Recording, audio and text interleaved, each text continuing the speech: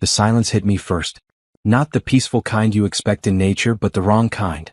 The kind that makes your skin crawl and your heart race before your brain catches up to process why.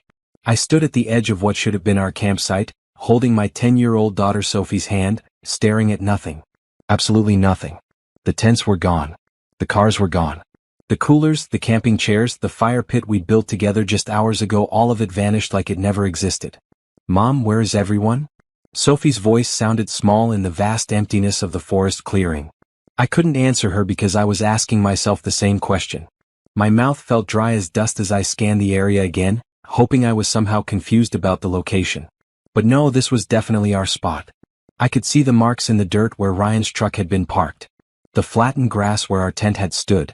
The circle of stones from our fire pit, now scattered and cold. We'd only been gone for an hour. Maybe less. Sophie had wanted to see the waterfall she'd heard about from the other kids, and since Ryan and his friends were busy setting up their elaborate fishing gear by the lake, I decided to take her on the short hike. It was supposed to be a nice mother-daughter moment during what had already been a tense weekend. Now I wished I'd never left. Mom? Sophie tugged on my sleeve, her voice getting worried. I forced myself to move, to think, to be the adult she needed me to be. I walked to the center of the clearing, looking for any sign of what had happened. Maybe there was an emergency. Maybe someone got hurt and they all rushed to get help. Maybe. That's when I saw it. A single piece of paper weighted down by a rock on the wooden picnic table that the Park Service had installed. The table they'd somehow left behind while taking everything else. My hands shook as I picked up the note. I recognized Ryan's handwriting immediately, even though part of me hoped I was wrong. Zara, it read, "This is for the best. Trust me. You'll understand someday. Take care of yourself." That was it. No explanation. No apology.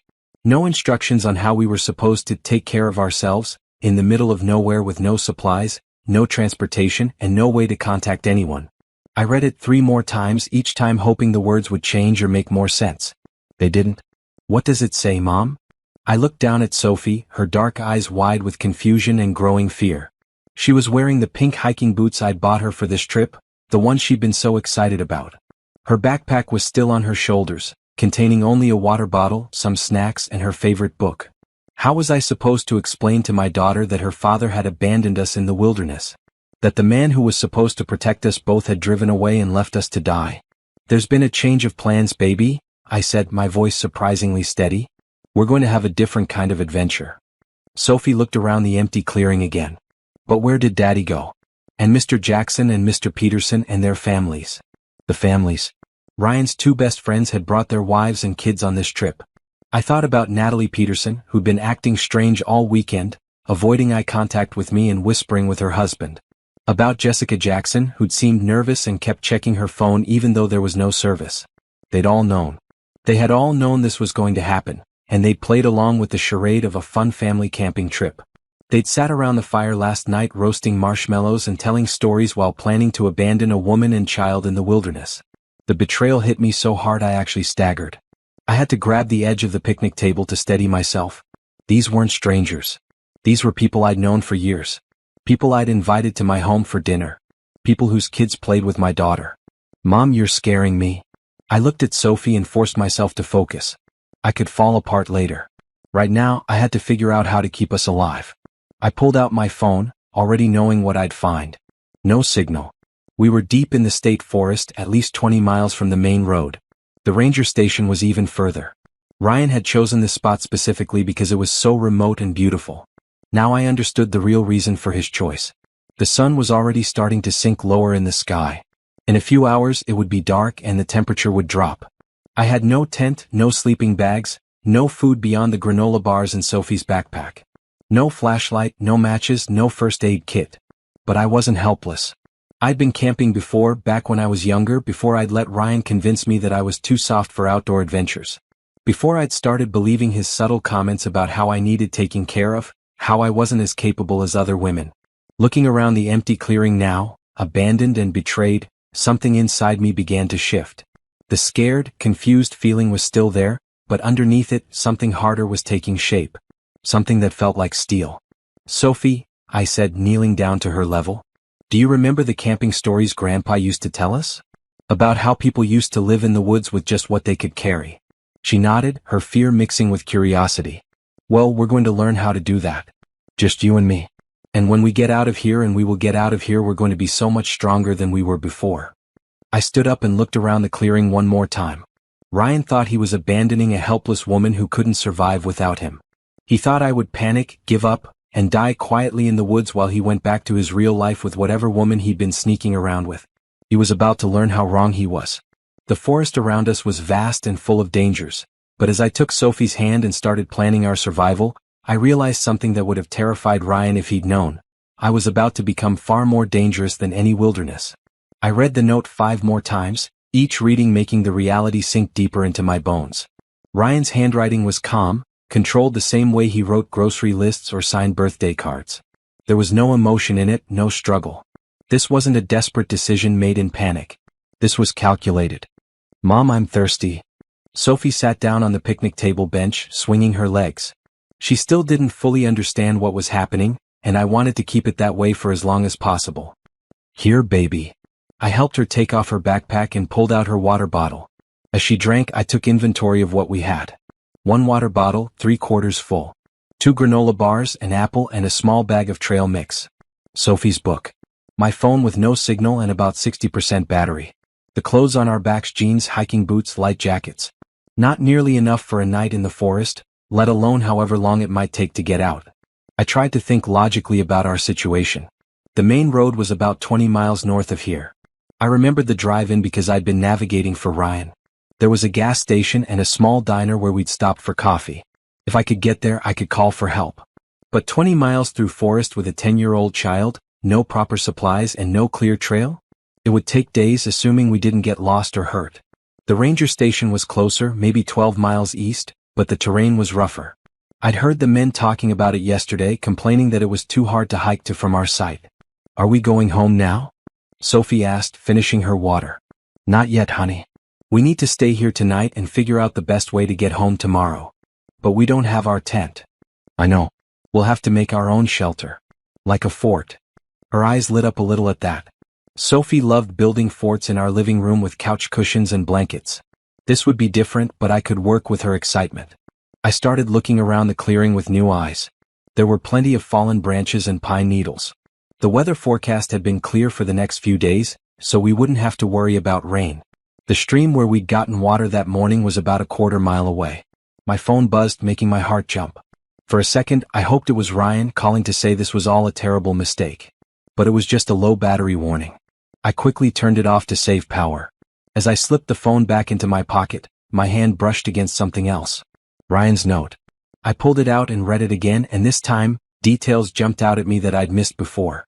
This is for the best. Trust me. You'll understand someday. The tone was so condescending, so sure of himself. Like he was doing me a favor. Like abandoning his wife and daughter in the wilderness was somehow an act of kindness. And then it hit me. The reason behind all of this.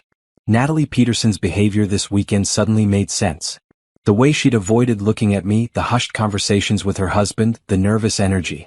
The way she kept finding excuses to talk to Ryan privately. The way Ryan had been distant with me for months, working late, taking mysterious phone calls, being irritable about every little thing. My husband was having an affair. This wasn't just abandonment. This was murder. Slow, calculated murder made to look like an accident. Poor Zara and Sophie, lost in the woods during a camping trip. So tragic. Ryan would play the grieving widower, and after a respectable amount of time, he'd comfort himself with Natalie, whose own marriage would conveniently fall apart from the trauma of losing their friends. They'd probably already worked out the timeline. How long to wait before reporting us missing? What story to tell the authorities? How Ryan had searched everywhere but couldn't find us. How the forest was so dangerous, so easy to get lost in. The rage that hit me was so intense I actually saw red around the edges of my vision. I had to sit down hard on the picnic table bench next to Sophie, my hands clenching into fists. Mom? Are you okay? I looked at my daughter, this beautiful, innocent child who trusted me to keep her safe, and the rage crystallized into something colder and much more dangerous. Determination. Ryan thought I was weak. He thought I was helpless without him. He'd spent years making me believe that I couldn't handle things on my own, that I needed him to take care of me. Every time I'd suggested we try camping or hiking, he'd made excuses or pointed out all the ways I wasn't prepared enough. Every time I'd wanted to learn something new or challenging, he'd found subtle ways to discourage me. He'd systematically made me doubt my own capabilities, and I'd let him. But before Ryan, I'd been different. In college, I'd gone on backpacking trips with friends. I'd rock climbed and kayaked and done all sorts of outdoor activities. I'd been confident and capable and strong. Ryan hadn't fallen in love with a helpless woman, he'd created one. You know what, Sophie? We're going to be just fine. Really? Really? Your mom knows more about camping than you might think. And you're one of the smartest, bravest kids I know. We make a good team. She smiled at that, and I felt some of the fear leave her face. I stood up and looked around the clearing again, but this time I wasn't seeing problems. I was seeing solutions. The slope to the east would give us protection from wind. The large oak tree near the center had strong, low branches perfect for hanging things out of reach of animals. The stream nearby meant fresh water. The abundance of dead wood meant fuel for a fire. Okay, Sophie. First lesson in wilderness survival. Shelter, water, fire, food. In that order. What kind of shelter are we going to build? I walked over to the oak tree and examined its base. A lean-to. We'll use branches and pine needles to make a wall against the tree trunk. It'll keep us warm and dry. Can I help? I'm counting on it. As we started gathering branches, I let my mind work through what came next. I would get us out of this forest safely. I would get home. And then I would make sure that Ryan and everyone who helped him regretted this decision for the rest of their lives. But first we had to survive. And despite everything Ryan believed about me, despite all the doubt he'd planted in my mind over the years, I was going to prove that I was more than capable of keeping my daughter and myself alive. The forest around us was quiet except for the sound of birds and wind in the trees. Peaceful even. Ryan had chosen this place to be our grave, but instead, it was going to be the place where I remembered who I really was. The place where I got my strength back. The lean-to took us 3 hours to build, but when we finished, I felt prouder of it than anything I'd accomplished in years. Sophie had been my eager assistant, dragging smaller branches and gathering armfuls of pine needles while I constructed the frame against the massive oak tree. It looks like a real house, Mom. Sophie crawled inside the shelter and stretched out. And it's bigger than I thought it would be. I'd made it large enough for both of us to lie down comfortably, with extra space for our few belongings. The slanted roof of interwoven branches would shed water if it rained, and the thick carpet of pine needles would insulate us from the cold ground. Good work, partner. I crawled in beside her and we both lay on our backs, looking up at the lattice of branches above us. How does it feel? Cozy. Like a secret hideout. That's exactly what I'd been hoping for. As long as Sophie could see this as an adventure rather than a crisis, she'd be braver and more helpful. And I needed her to be both. The sun was getting lower, casting long shadows across the clearing. Time for the next priority, fire. Come on, let's work on getting a fire started before it gets dark. I'd been mentally preparing for this challenge all afternoon. I had no matches, no lighter, nothing that would make fire easily. But I remembered enough from my youth and from watching survival shows to know there were other ways. The bow drill method would be my best bet. I found a dry piece of cedar for the fireboard and a harder piece of oak for the spindle. Sophie helped me gather tinder dry grass, bark fibers, and the finest twigs we could find. What are you making, Mom? A fire maker. Watch this. It took me almost an hour and left my hands raw and bleeding, but finally, a tiny wisp of smoke began curling up from the tinder nest. I blew on it gently and a small flame flickered to life. You did it. Sophie clapped her hands as I carefully transferred the flame to our prepared fire pit. Soon we had a cheerful blaze going. The warmth felt incredible as the air began to cool with the approaching night. More importantly, the fire would keep animals away and signal our location if anyone came looking for us, though I seriously doubted anyone would. Now what? Sophie asked, sitting cross-legged beside the fire. Now we eat dinner and make plans for tomorrow. We shared one granola bar and half the trail mix, washing it down with water from Sophie's bottle. It wasn't much, but it would have to do. Tomorrow I'd need to find more food and water. Mom, can I ask you something? Of course. Why did Daddy leave us here? I'd been dreading this question, but Sophie deserved some version of the truth. Sometimes adults make very bad decisions, honey. Daddy made a really bad decision, and now we have to take care of ourselves. Is he coming back? No, baby. He's not. Are we going to be okay? I looked at her across the firelight, this brave little girl who was handling an impossible situation with more grace than most adults would. She deserved the truth about this too. We're going to be better than okay. We're going to get out of here and we're going to be strong and happy and safe. Just you and me. Promise? I promise. After Sophie fell asleep curled up next to me in the lean-to, I lay awake listening to the sounds of the forest and planning. The stream was a quarter-mile away, but I'd need to boil any water we drank to make sure it was safe. That meant keeping the fire going and finding a container to heat water in. Food would be trickier. I knew there were edible plants in this forest: dandelions, clover, wild onions, but I'd have to be absolutely certain of my identifications. Better to go hungry than risk poisoning us both. There might be fish in the stream, though I'd have to figure out how to catch them without proper equipment. But the biggest challenge would be navigation.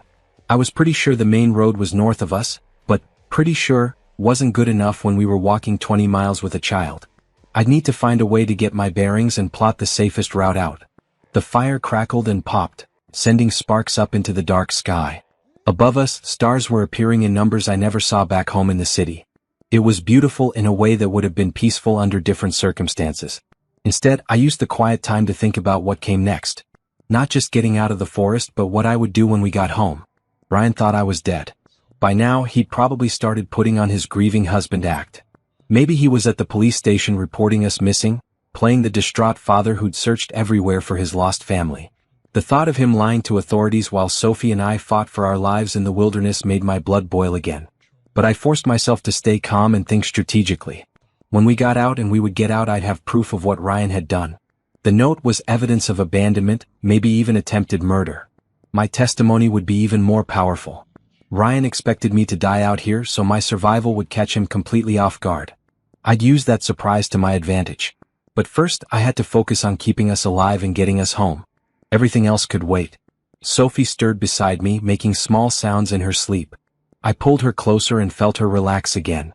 Tomorrow would bring new challenges, but tonight, we were warm and safe and together. Ryan had meant to destroy us, but instead, he'd given me something I'd lost years ago, the knowledge that I could handle anything life threw at me. I fell asleep planning our route home and thinking about all the ways Ryan was going to regret underestimating me. I woke before dawn to the sound of rain pattering on our makeshift roof. For a moment, panic shot through me. Our fire would be out, we'd be wet and cold, everything would be so much harder. But as I listened more carefully, I realized the rain was light, and our shelter was holding. Only a few drops were making it through the layered branches. "Good morning, Mom." Sophie's voice was thick with sleep but cheerful. "Good morning, sweetheart. How did you sleep?" "Really good. Our house worked." I smiled in the dim pre-dawn light. Our house. She was still treating this like an adventure, which meant I was doing something right. The fire had died down to coals during the night, but a few were still glowing. I carefully fed them with dry tinder I'd stored under the lean-to, and soon had flames going again. The warmth felt wonderful in the cool morning air. "Are we going to start walking today?" Sophie asked as we shared our breakfast, the remaining granola bar and apple, cut into careful portions. "Not yet. We need to prepare more first. Walking 20 miles is a big job, and we need to make sure we're ready." What I didn't tell her was that I'd been lying awake since about 3 in the morning, trying to remember everything I could about the route we'd taken to get here. The more I thought about it, the more convinced I became that I didn't know the area well enough to risk it yet. We needed more supplies, more information, and a clearer plan. So what are we going to do today? We're going to explore a little. Find the stream, look for food, and see if we can find a better way out of here. The light rain had stopped by the time we finished breakfast and banked the fire. I filled Sophie's water bottle at the stream and used my makeshift boiling setup. A large piece of bark formed into a bowl with hot stones to heat the water. It was slow and inefficient, but it worked. While the water cooled, we explored along the stream bank. I found wild onions, which would add flavor to anything else we managed to find. Sophie discovered a patch of dandelions, and I showed her which parts were edible. "The whole plant is good for you," I explained as we gathered leaves and flowers. "Grandpa taught me that when I was about your age." Grandpa knew about camping?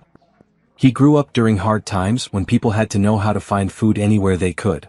It felt good to share that connection with Sophie, to show her that survival skills were part of our family history. My grandfather had lived through the Depression and World War II. He taught me to fish, to identify edible plants, to read weather patterns, and to find my way in the woods using natural landmarks. I'd forgotten most of it during my years with Ryan, but being out here was bringing it back. As we worked our way along the stream, gathering food and getting familiar with the area, I found myself thinking more about the events that had led us here. The signs had all been there, but I'd been too trusting to see them. Ryan's late nights at the office had started about 6 months ago. His phone habits had changed. He'd started keeping it face down, taking it with him to the bathroom, getting irritated if I came near when he was texting. He'd been more critical of me, finding fault with everything from how I cleaned the house to how I dressed. And then there were the comments about this camping trip. How it would be good for me to get out of my comfort zone.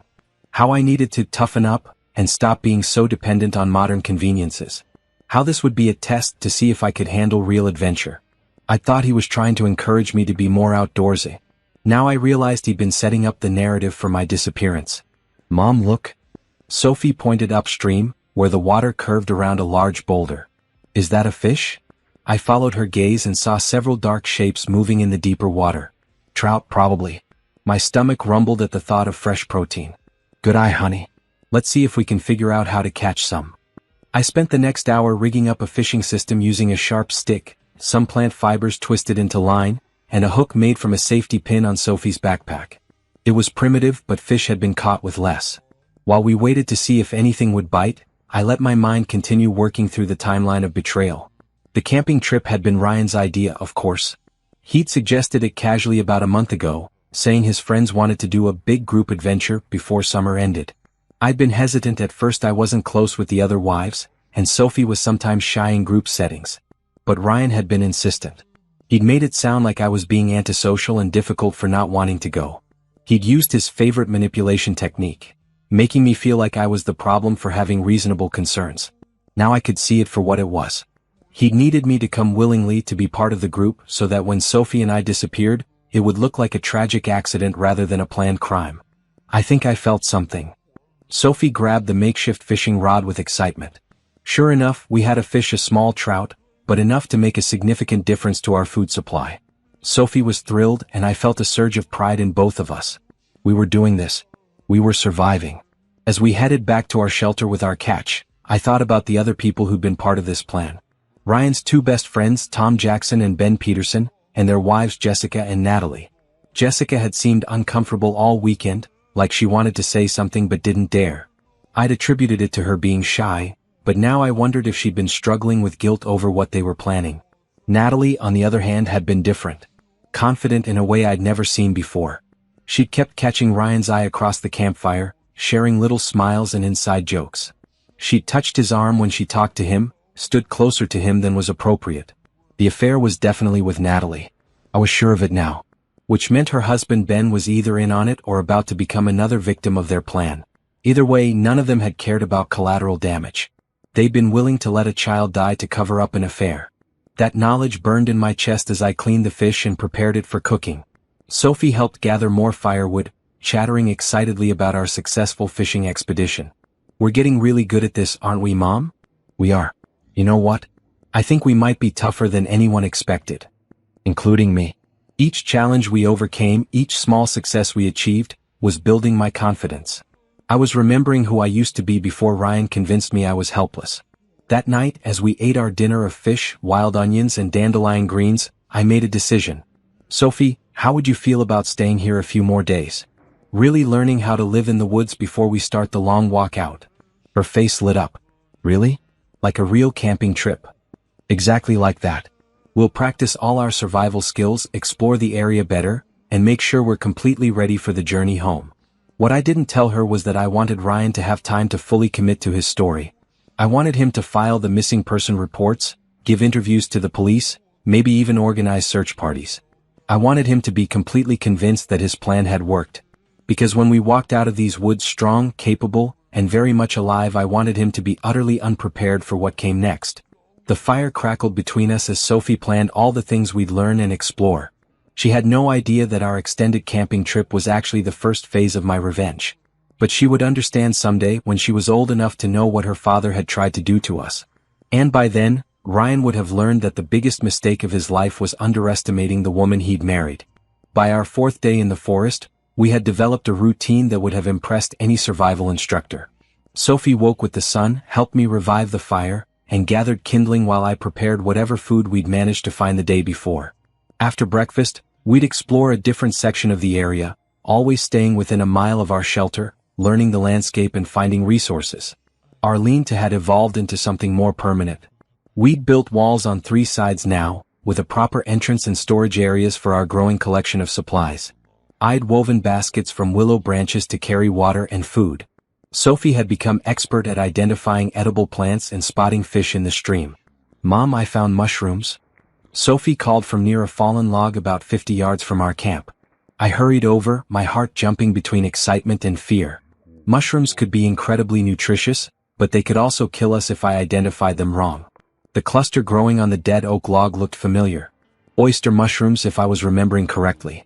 I examined them carefully, checking every detail against my fuzzy memory of field guides I'd read years ago. The shape, color, and growing pattern all seemed right. "What do you think?" Sophie asked, trusting my judgment completely. That trust was both heartwarming and terrifying. Every decision I made out here affected both our lives. But it was also empowering. For years, Ryan had made me doubt my own judgment about everything from what to cook for dinner to which route to take to the store. Now, with life or death choices to make every day, I was learning to trust myself again. "I think they're safe," I said finally. "But we'll only try a small amount first to make sure." We added the mushrooms to our growing food stores back at camp. Our larder now included dried fish jerky I'd made by smoking strips over the fire, various nuts and berries, roots I'd dug up and processed, and greens that we gathered fresh each day. We were eating better than I'd expected, and the physical demands of our new lifestyle were making us both stronger. Sophie had always been active, but now she was developing real endurance and strength. Her initial homesickness and fear had given way to confidence and pride in our accomplishments. As for me, I barely recognized myself. My soft office hands were now calloused and capable. My body was lean and strong from the constant activity. Most importantly, my mind was sharper and more focused than it had been in years. "Are we going to practice fire making again today?" Sophie asked as we ate our lunch of fish and wild greens. "Good idea. You're getting better at it, but I want you to be able to start a fire even if something happens to me." It was a grim thought, but a necessary one. If I got injured or sick, Sophie needed to be able to keep us both alive until help came. Not that help was coming. By now, Ryan would have reported us missing. Search parties might even be looking for us, but they'd be searching in the wrong places. Ryan would send them away from where we actually were, claiming he'd already checked this area thoroughly. The thought of search and rescue teams wasting time and resources because of Ryan's lies made me angry all over again. But I pushed the anger aside and focused on the task at hand. Sophie was getting surprisingly good with the bow drill. Her small hands were more nimble than mine, and she was persistent in a way that impressed me. After about 20 minutes of steady work, she had a coal glowing in her tinder bundle. "I did it." She carefully transferred the coal to our prepared fire setup and blew gently until flames caught. "Look, Mom. I'm so proud of you." And I was. My 10-year-old daughter was developing skills that most adults would never learn. "You're becoming a real wilderness expert." That afternoon, we hiked further than we'd gone before, following the stream toward what I hoped was the main river system. If I could find a larger waterway, it might lead us to civilization more easily than trying to navigate overland. About 2 miles upstream we found what I was looking for. The small stream we'd been following joined a much larger creek, which in turn appeared to flow toward the north, the direction I thought we needed to go. But more importantly, near the junction I found signs of human activity. Old campsites with fire rings and worn paths. This was clearly a popular spot for hikers and fishermen, which meant there might be established trails leading out to roads. "This is good news," I told Sophie as we explored the area. "This means people come here regularly. There might be trails we can follow." "Are we going to leave soon?" I heard something in her voice, not eagerness to leave, but sadness at the thought of ending our adventure.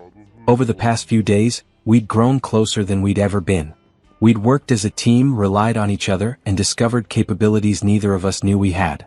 "Not yet," I said, understanding her feelings completely. "We'll stay until we're absolutely ready. But Sophie, we can't live out here forever. You need to go back to school, see your friends, sleep in your own bed." "I know. This has been really fun. And I like how strong we are now." I knelt down and hugged her tight. "We'll always be this strong, baby. What we've learned out here, what we've done together, that's not going away when we go home. Promise." "Promise." That evening, as we worked on improving our shelter and preparing food for the next day, I thought about what Sophie had said. We were strong now. Stronger than we'd ever been. And we weren't going to lose that strength when we left the forest. I'd been thinking about our return to civilization as the end of our survival period, but really, it was just the beginning of a different kind of survival. The skills we'd learned out here, self-reliance, problem-solving, confidence in our abilities, those would serve us well in the battles ahead. Because there would be battles. Ryan thought he'd eliminated the only obstacle to his new life with Natalie. When he discovered that Sophie and I were not only alive but thriving, he'd fight back with everything he had. But he'd be fighting the old version of me, the woman who'd let him make her doubt herself. He had no idea what the new version was capable of. Mom, can I ask you something? Always. When we go home, are we going to live with Daddy again? I'd been wondering when this question would come. Sophie was smart, and she'd had time to think about the implications of finding that note. No, sweetheart. We're not. Because he left us here? Because he made choices that mean he can't be part of our family anymore. Will we be okay without him? I looked around our cozy shelter, thought about everything we'd accomplished in just 4 days and smiled. Sophie, we're going to be more than okay. We're going to be amazing. She grinned back at me and I could see that she believed it. More importantly, I believed it too. That night, as I lay listening to the forest sounds and planning our eventual exit, I thought about the woman I'd been when we'd arrived here. Dependent, uncertain, always looking to others for validation and guidance. That woman was gone. In her place was someone who could build shelter, make fire, find food, and protect her child in one of the most challenging environments imaginable. Ryan had meant to destroy me, but instead, he'd forged me into something much more dangerous than he could have imagined. Someone who was ready to fight back. On our 7th morning in the forest, I woke to the sound of a helicopter in the distance. Sophie heard it too and sat up quickly in our improved shelter. Is that someone looking for us? Maybe, I said, though I suspected it was just routine Forest Service activity. If Ryan was running searches, he'd be directing them away from our actual location. We'd spent the past week not just surviving but thriving. Our camp was now a small homestead with multiple structures, food storage, and all the comforts we could create from natural materials. Sophie had become genuinely skilled at outdoor living, and I'd regained confidence I'd forgotten I possessed. But it was time to go home. Not because we couldn't continue living here, but because I had plans that required us to return to civilization. Today's the day, I announced as we shared our breakfast of fish, berries, and the mushrooms that had proven safe and delicious. We're going to start our journey out. Sophie's face showed mixed emotions, excitement about going home, but sadness about leaving our wilderness sanctuary. Are we taking the trail we found yesterday? I'd spent 2 days scouting the hiking paths that led away from the popular fishing spot. One trail clearly headed northeast toward what had to be the main forest road. It was well marked and maintained, nothing like the rough terrain we'd have faced trying to navigate cross-country. That's the plan. It's about 8 miles to the road, and from there we should be able to get help quickly. We packed our few possessions, Sophie's original backpack, now supplemented with woven containers holding extra food and supplies. I'd made us both walking sticks and ensured we had enough food and water for the journey, plus extra in case we encountered delays. Before we left, I took one last look around our camp. Part of me was genuinely sad to leave it behind. This place had become home in a way our house with Ryan never had. Here we'd been completely ourselves, completely capable, completely free. Ready? I asked Sophie. Ready. The hike to the main road took us about 4 hours, including rest stops and one brief detour when we encountered a black bear that was more interested in berry bushes than in us. Sophie handled even that potentially dangerous situation with calm confidence that amazed me. When we finally reached the paved Forest Service road, I had to sit down for a moment to process the transition back to civilization.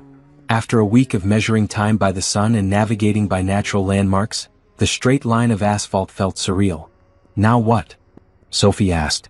Now we wait for someone to come by, or we start walking toward the ranger station.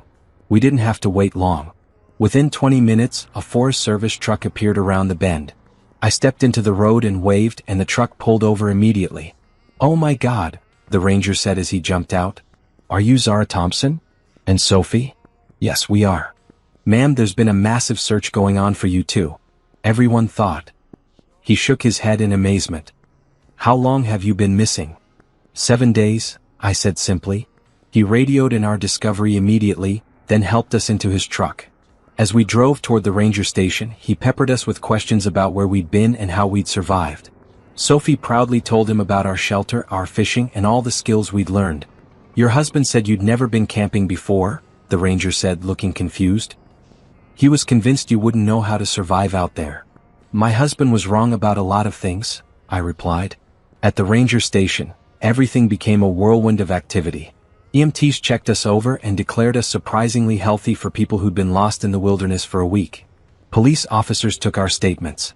A local news crew somehow showed up and wanted to interview us about our miraculous survival. Through it all, I stayed calm and told a carefully edited version of the truth. Yes, we'd gotten separated from our group during a hike.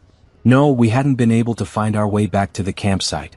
Yes, we'd managed to survive by using basic wilderness skills and staying calm. I didn't mention the note. Not yet. Your husband is on his way, one of the officers told me. He should be here within the hour. Actually, I said, I'd prefer to see my sister first. Could someone call her for me? I gave them Amanda's number and asked for a private moment to speak with her. When she answered, I could hear the shock and relief in her voice. Zara? Oh my God, they said you were missing, they thought you were dead. Amanda, I need you to listen very carefully. Don't react to what I'm about to tell you, and don't say anything to anyone else until you get here. Ryan didn't lose us in the forest. He abandoned us there deliberately. I have proof. The silence on the other end lasted so long I thought the call had dropped. Amanda? I'm here. I'm processing. Are you sure? Completely sure. Can you come get us? I don't want to go anywhere with Ryan. I'm already in my car. I'll be there in 2 hours. Thank you. And Amanda? Don't tell anyone else we're alive until you get here. Not Mom, not Dad, nobody. Why? Because I want to see how committed Ryan is to his grieving widower act before I pull the rug out from under him. When I hung up, the officer looked concerned. Is everything okay? Your husband is very eager to see you. I'm sure he is, I said. But my daughter and I have been through a trauma, and I think it would be better if we went with family first, got cleaned up, and had some time to process everything before we're thrust back into normal life. It was a reasonable request, and the officer agreed. When Ryan arrived at the ranger station an hour later, I watched through the window as the staff told him that his wife and daughter were safe but had already left with other family members. The expression on his face was everything I'd hoped for. Shock, disbelief, and underneath it all, the beginning of fear. He'd been so certain we were dead. So sure his plan had worked perfectly. Now he had to figure out what we might know, what we might say, and how to maintain his innocent husband act when his world was crumbling around him.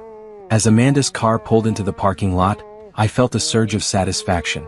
The revenge phase of our adventure was about to begin, and Ryan had no idea what was coming for him. Amanda's house had always been my safe haven, but it felt especially comforting now as Sophie and I settled into the guest room. My sister had taken one look at us when she arrived at the ranger station and immediately understood that something much bigger was happening than a simple hiking mishap. Tell me everything, she said once Sophie was settled in front of the TV with her favorite cartoons and a stack of snacks she'd been craving all week.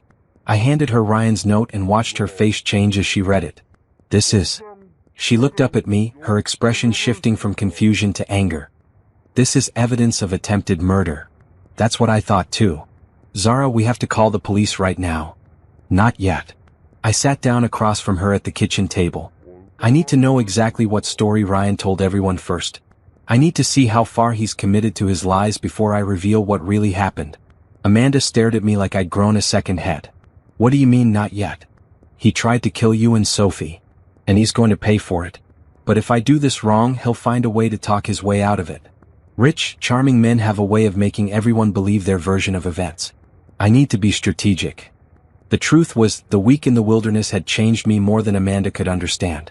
I wasn't the same woman who'd let Ryan manipulate and control her for years. I'd learned to think tactically, to plan several moves ahead, to trust my instincts. I wasn't going to blow my chance for real justice by acting on emotion. Okay, Amanda said slowly. What do you need me to do? Help me understand what's been happening while we were gone. What did Ryan tell everyone? What's his story? Amanda pulled out her phone and showed me a Facebook post from 3 days ago.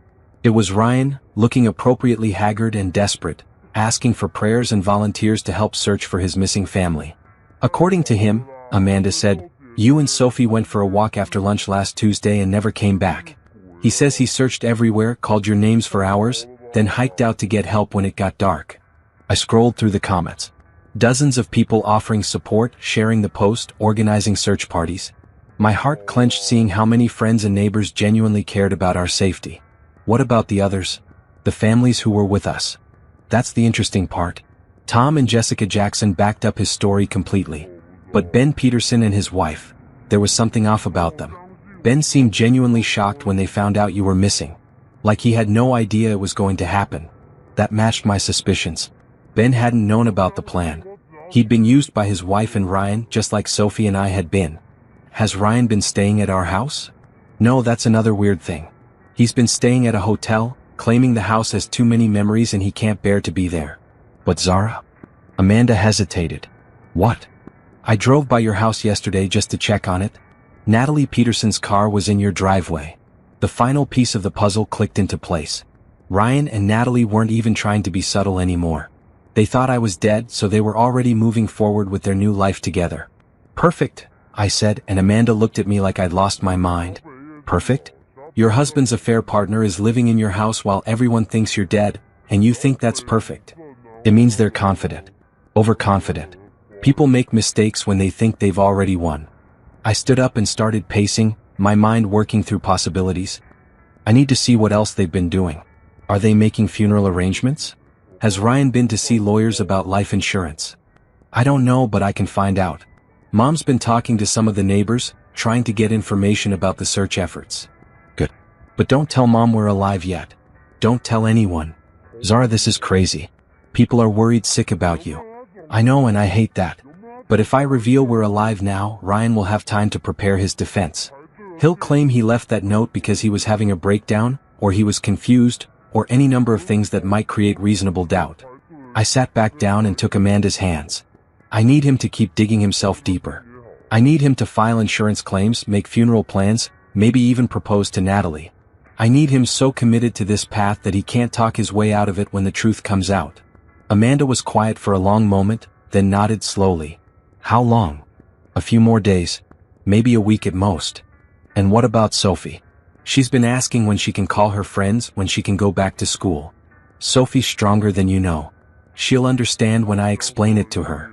That evening, after Sophie was asleep, Amanda and I spent hours online researching everything we could find about Ryan's activities over the past week.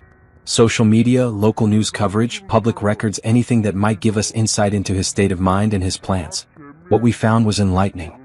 Ryan had been very busy playing the grieving husband. He'd given multiple interviews to local news stations, each one more dramatic than the last. He'd set up a GoFundMe for search and rescue efforts, one that had already raised over $10,000. Most tellingly, he'd been to see our lawyer 3 days ago, ostensibly to discuss what happens next if we weren't found. He's moving fast, Amanda observed as we read through everything we'd found. Too fast. That's going to work in our favor. The next morning, I called the law firm that had handled our wills and estate planning. Mrs. Thompson. The receptionist sounded shocked. We heard.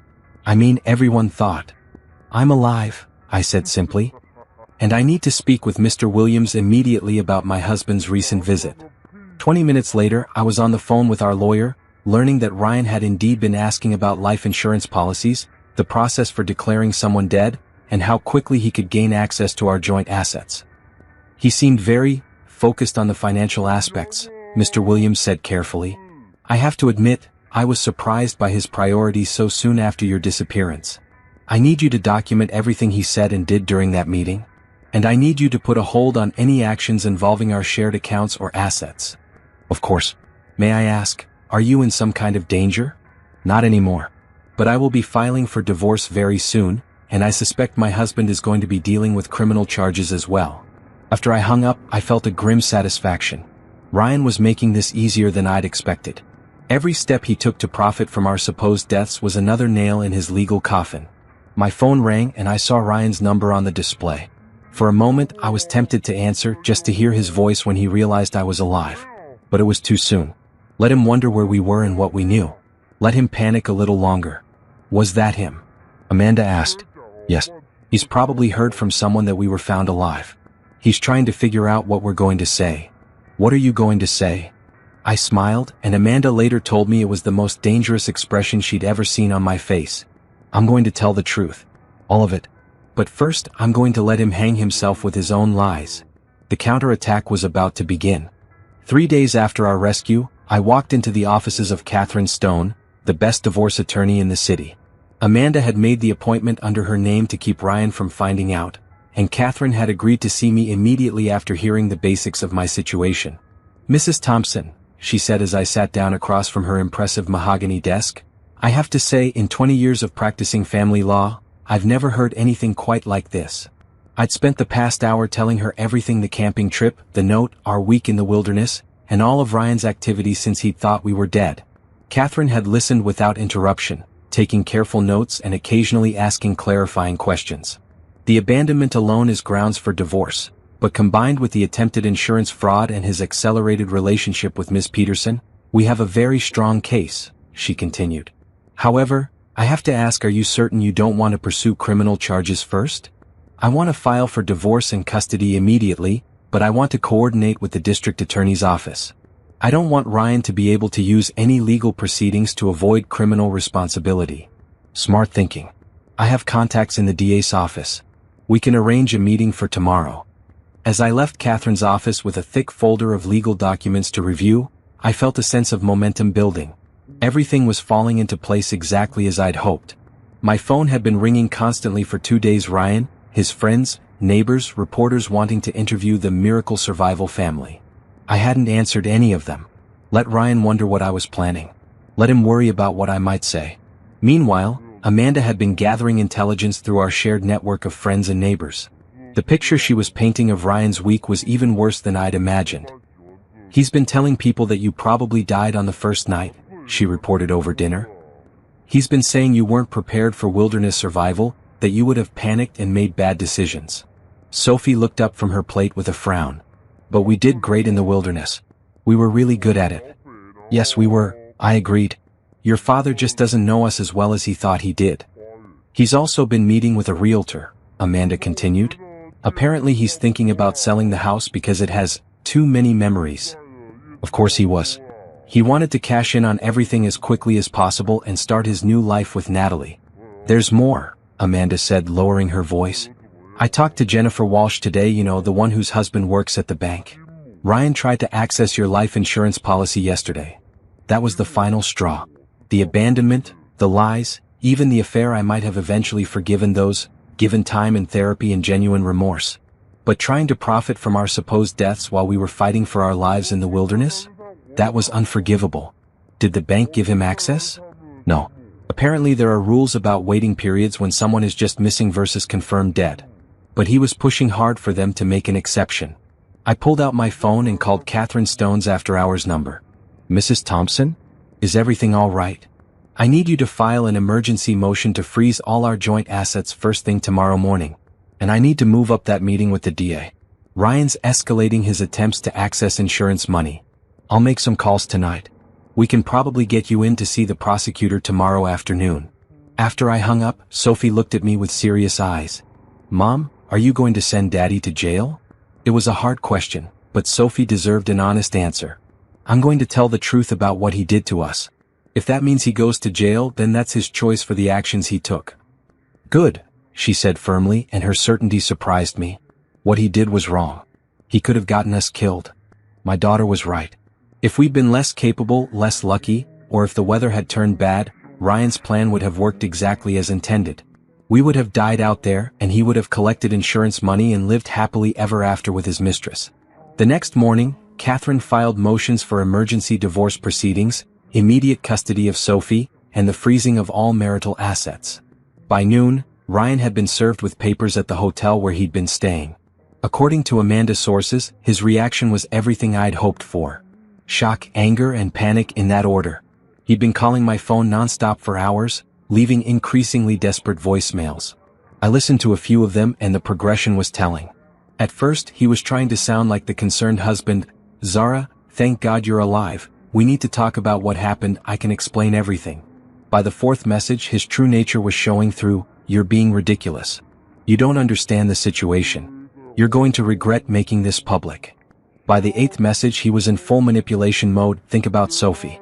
Do you really want to put her through a custody battle? Do you really want to destroy our family over a misunderstanding? The final message was pure threat. I have lawyers too, Zara. Good ones. And I have friends in this town. Don't think you can just destroy my life because you're upset. I saved every single voicemail as evidence.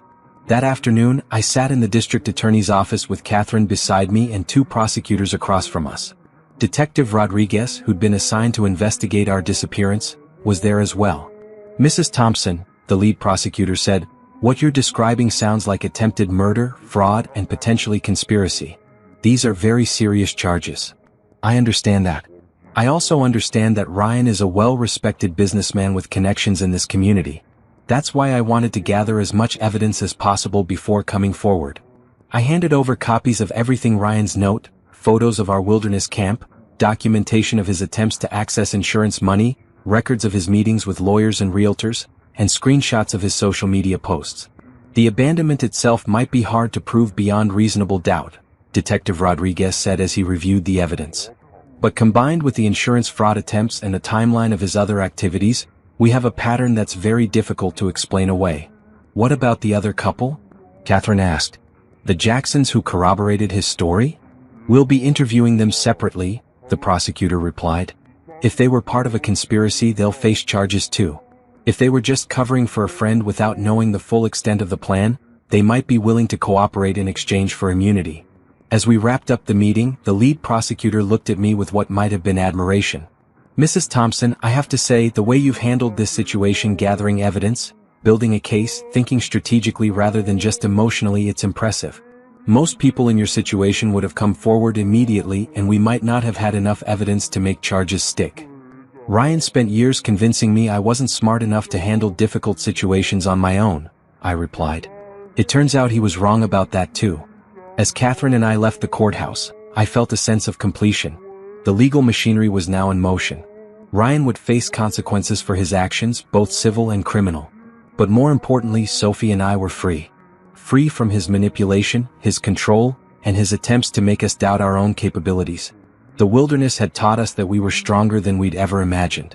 Now it was time to build a life that reflected that strength. Exactly 10 days after Ryan had abandoned us in the forest, I was sitting in my lawyer's office when Detective Rodriguez called with news I'd been waiting for. We arrested Ryan this morning, he said. Charges include attempted murder, insurance fraud, and conspiracy. His friends Tom and Jessica Jackson are being charged as accessories. I felt a wave of satisfaction wash over me, followed immediately by relief. It was really happening. Ryan was finally going to face consequences for what he'd done. What about Natalie Peterson? Interesting development there. Turns out her husband Ben filed for divorce yesterday and is cooperating fully with our investigation. He had no idea about the plan to abandon you, and he's providing evidence about his wife's affair and her involvement in the conspiracy. Poor Ben. Like me, he'd been betrayed by the person he trusted most. Unlike me, he hadn't seen it coming until it was too late. When will you need me to testify? We'll want to go over your testimony in detail next week, but Mrs. Thompson? With all the evidence you've gathered and the way Ryan's been acting since you filed for divorce, this is going to be a very strong case. After I hung up, Catherine Stone smiled at me from across her desk. Good news on the criminal front. Now let's talk about the civil side. Ryan's assets are frozen, but we've uncovered some interesting financial information. She slid a folder across to me. It turns out your husband has been planning this for longer than we thought. He's been moving money into accounts that only he could access for the past 6 months. He's also been forging your signature on documents. I flipped through the financial records, feeling my anger burn cold and steady. The systematic way he'd been planning my elimination was breathtaking in its calculation. How much are we talking about? Nearly $200,000 that he moved without your knowledge. Plus there's the life insurance policy he tried to claim, which was worth $500,000. My hands tightened on the papers. He'd been planning to collect $700,000 from my death, money that was supposed to secure Sophie's future. We're going to get it all back, Catherine continued. Every penny plus damages.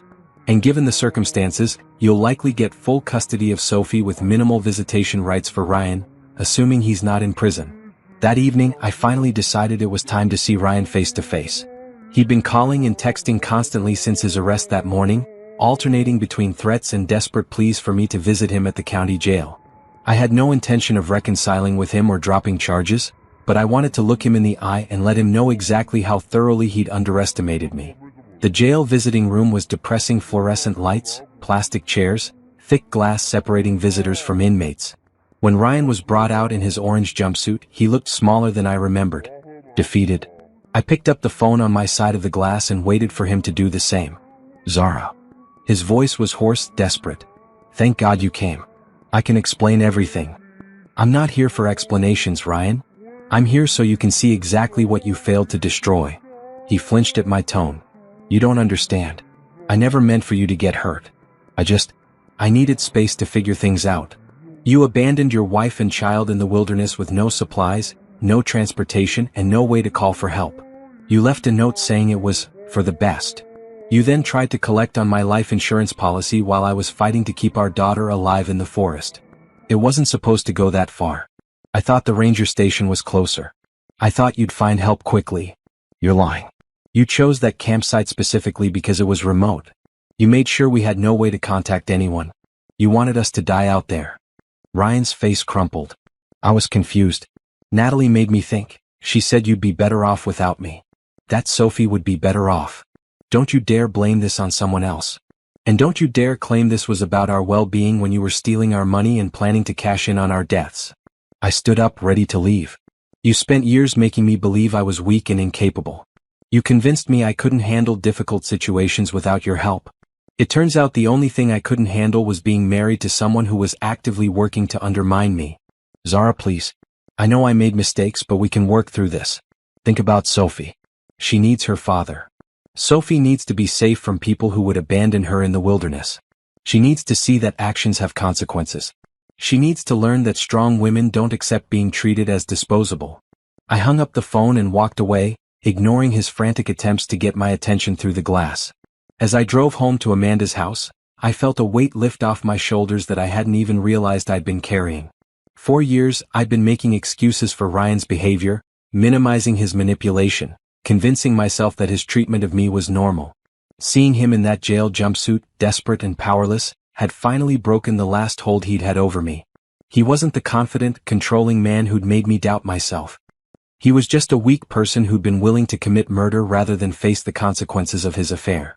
When I got home, Sophie looked up from her homework with curious eyes. Did you see Daddy? I did. How was he? Scared. Sorry. But mostly just making excuses for what he did. Sophie nodded thoughtfully. Are you glad you went? Yes. Because now I know for sure that we're going to be fine without him. That night, as I tucked Sophie into bed, she said something that broke my heart and filled me with pride at the same time. Mom, I'm glad we went camping. Not the part where Daddy left us, but the part where we learned how strong we are. Me too, baby. Me too. Over the next few weeks, Ryan's world continued to collapse around him. The local news picked up the story and public opinion was swift and brutal. His business partners distanced themselves from him. His friends stopped returning his calls. The community that had once respected him now saw him as a man who tried to murder his own family. Natalie Peterson, meanwhile, had fled town the day after Ryan's arrest. Apparently, the reality of being associated with attempted murder was less appealing than the fantasy of running away with a grieving widower's insurance money. Ben Peterson stopped by Amanda's house one evening to apologize and to let me know he was cooperating fully with the prosecution. I had no idea, he said, his eyes red with exhaustion and shame. I thought we were just going on a camping trip. When Ryan said you'd gotten lost, I believed him completely. It's not your fault, Ben. We were all manipulated by people we trusted. How are you handling all this? I feel like I'm falling apart and I wasn't even the primary target. I looked around Amanda's living room, where Sophie was building an elaborate fort out of couch cushions, the same way she'd built our shelter in the forest. She was laughing and happy, completely absorbed in her project. We're surviving, I said. We're good at that now. The reckoning was complete. Ryan had gambled everything on his ability to eliminate the inconvenient parts of his life and start fresh. Instead, he'd lost his freedom, his reputation, his money, and his family. Most importantly, he'd lost his power over me. And I was just getting started. 6 months later, I stood in the kitchen of our new house, watching Sophie help her new friend Emma build a treehouse in our backyard.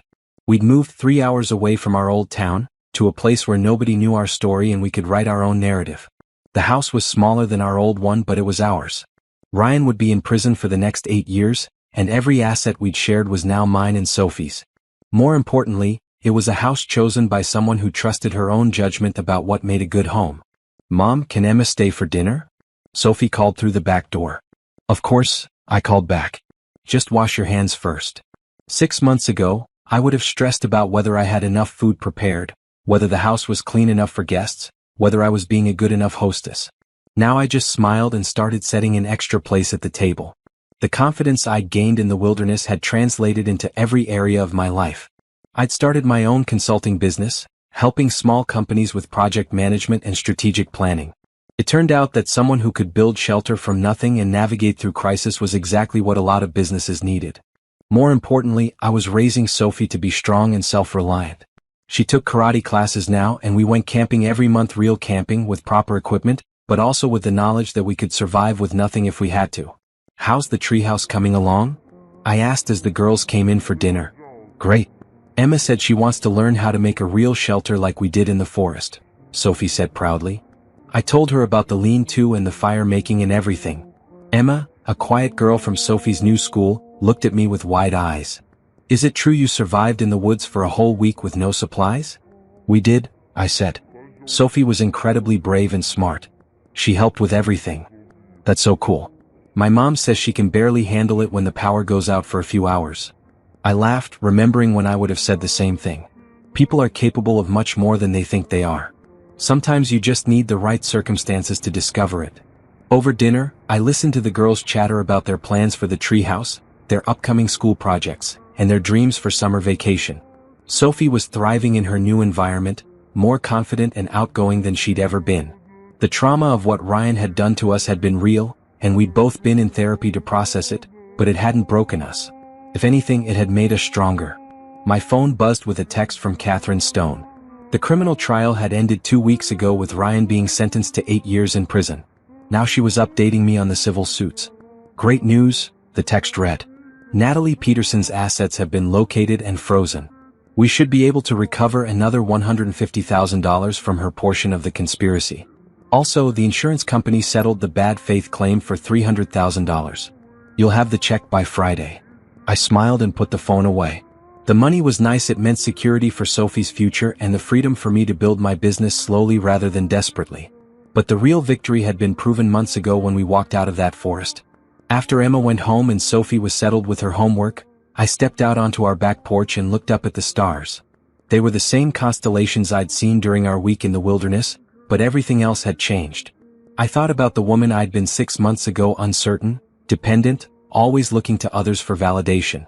That woman wouldn't have survived what Ryan put us through. But she also wouldn't have been living this life on her own terms, trusting her own judgment about everything from career decisions to where to live. Ryan had intended to destroy me, but instead he'd freed me from the cage I hadn't even realized I was in. My phone rang, interrupting my thoughts. It was Detective Rodriguez. "Mrs. Thompson, I wanted to let you know that we just arrested Tom Jackson on additional charges. Turns out he's been running an insurance fraud scheme for years, and your case gave us the leverage we needed to get his other victims to come forward." "That's good news." "It is. There's something else though. Jessica Jackson wants to meet with you. She says she has information about other things Ryan was involved in, things that might help you in civil court." I thought about it for a moment. Jessica had been one of the people who'd helped cover up Ryan's crime, but she'd also seemed genuinely shocked when the truth came out. Maybe she deserved a chance to make amends. "Set up the meeting," I said. "But it has to be on my terms in a place I choose." "Of course, Mrs. Thompson. I just want to say the way you handled this whole situation was remarkable. A lot of people wouldn't have had the strength to think strategically while dealing with that kind of betrayal." "You know what's funny?" I said, looking up at the stars again. "I didn't think I had that strength either.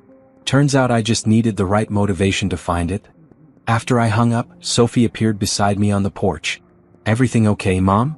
"Everything's perfect, baby. Just taking care of some final business from our old life." "Good. I like our new life better." "Me too."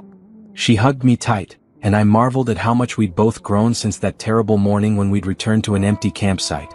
We'd been abandoned, betrayed, and left to die, but we'd survived. More than survived, we'd thrived. Ryan was sitting in a prison cell, facing the consequences of his choices. Natalie had lost everything and was facing criminal charges in 2 states. The people who'd helped them were dealing with their own legal problems. Meanwhile, Sophie and I were building a life based on strength, honesty, and the knowledge that we could handle whatever challenges came our way. "Mom?" Sophie said as we headed back inside. "Yeah. I'm glad Daddy left us in the forest." I stopped and looked at her, concerned. "Sophie, what he did was wrong. It wasn't okay just because good things came from it." "I know that. But if he hadn't done it, we never would have learned how strong we are. We never would have had our adventure. We might have stayed in that old life forever." She was right in a way that was both heartbreaking and inspiring. Ryan's betrayal had been the catalyst for us becoming who we were meant to be all along. "You're pretty wise for a 10-year-old, I said, ruffling her hair. "I learned from the best." As we settled in for the evening, I felt a deep sense of contentment. We'd been through fire and come out refined, stronger, and more sure of ourselves than ever before. The wilderness had taught us that we could survive anything. But more importantly, it had taught us that we deserved better than just survival. We deserved to thrive. And we were.